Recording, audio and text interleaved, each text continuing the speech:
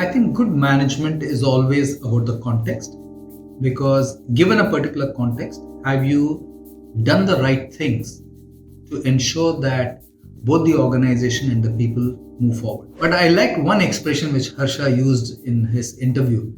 He said, I'm in the business of talking, but the more important skill in my business is listening. Okay, and that's a wonderful thing for a commentator to say. I think the whole issue of time management, the whole issue of commitment to the company ahead of everything else is something that I've always followed. It's not something which is new.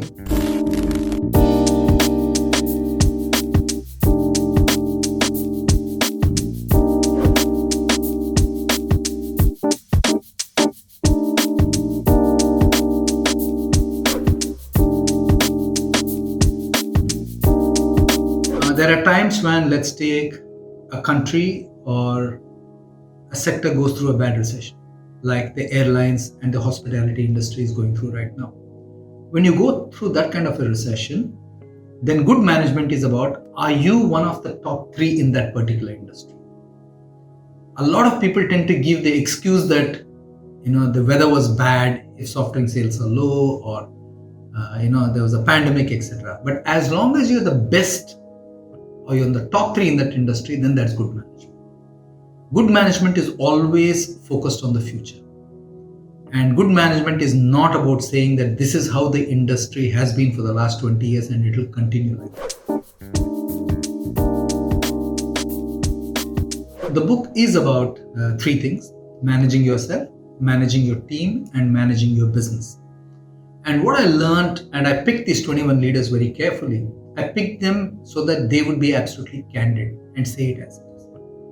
I picked it because they were all intellectual heavyweights in their own right. And I picked it because they had a point of view on each of the topics. And when you look at what they have to say, etc., they place a great emphasis on managing yourself. They place a great emphasis on managing learning. They place a great emphasis on managing experimentation. So this is what people do. And they do not come from the traditional point of view that you need to be nice to everybody in order to be a leader.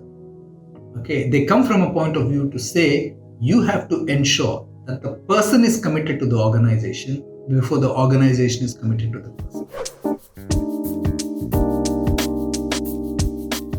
Oftentimes, the reasons are something that most people do not know.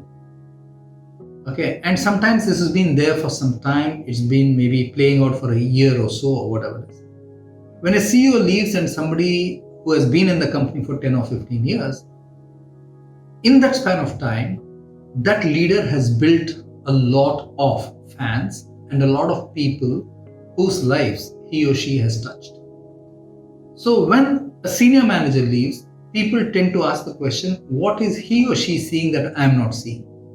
Is there something I should pick from that signal? Okay. And the other thing that they watch very carefully is, how is the company treating this person when he or she leaves? Is the company treating the person as a good ambassador, or is the person treating the person as somebody who has left the flock? In many cases, when you treat the person as somebody who's left the flock, then you create a bit of disenchantment amongst the rank and file. I think the key thing is to say, this person's leaving, his or her choice, these are the reasons, whatever you can disclose publicly, and give the person a proper, honest send-off. That's what.